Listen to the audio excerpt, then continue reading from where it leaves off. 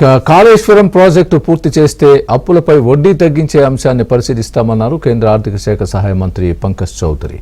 కాళేశ్వరం వడ్డీలపై లోక్సభలో కాంగ్రెస్ ఎంపీ చామల కిరణ్ కుమార్ రెడ్డి ప్రస్తావించగా కేంద్ర మంత్రి పంకజ్ చౌదరి లిఖితపూర్వక సమాధానమిచ్చారు. Kaleshwaram project special purpose vehicle కు power finance corporation, rural electrification corporation రుణాలు ఇచ్చాయని తెలిపారు.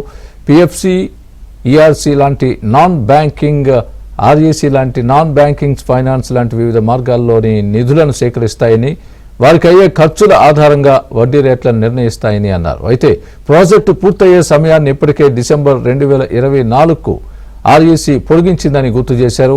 ప్రాజెక్టు పూర్తయిన తర్వాత రుణాలపై వడ్డీ రేట్ల తగ్గింపు పరిశీలిస్తామని కూడా కేంద్ర మంత్రి స్పష్టం చేశారు. రుణాల చెల్లింపు షెడ్యూల్ మార్పు చేస్తే ఆర్బీఐ నిబంధనల మేరకు కాళేశ్వరం ప్రాజెక్టు ఖాతాను స్టాండర్డ్ నుంచి సబ్ స్టాండర్డ్ కు తగ్గుతుందని అన్నారు.